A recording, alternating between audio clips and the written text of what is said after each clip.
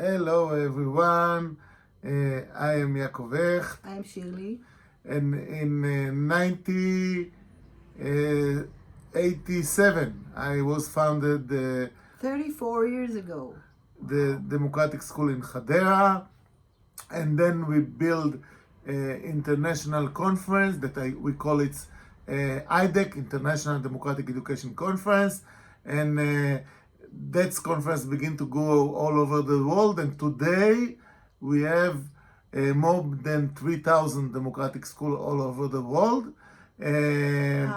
We don't have. Yeah. They exist. We don't have them. Yeah.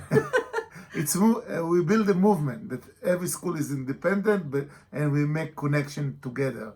In 2012, I met the first time Ken Robinson, and I think from the first meeting, we become a good friend.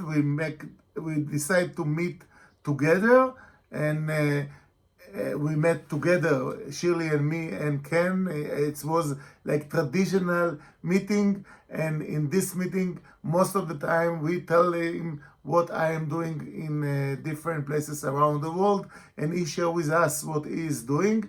And it was like a celebration that we wait to this meeting all the time. I think he was a great storyteller, but even more so, he was a great listener. It was amazing his ability to tell stories which are always so smart and interesting and funny, and also to listen so carefully and to ask questions and give us the feeling that this is the most important thing. It was that also it's not was focusing about only what we are doing, but all the time about our families as well. The families was strong in our meeting. Yes.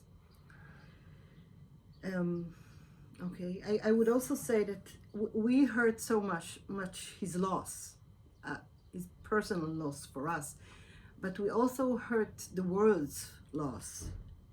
Wouldn't you say? He was one of the most brilliant and original voices in the world of education. Yeah, and I think to the world of democratic education, it gives us opportunity to show what we are doing in different places in the world, and it was to us very unique and very important. And I just want to say that although Sir Ken writes in his book Out of Our Minds that in order to go forward, we should not look all the time in the rear view mirror.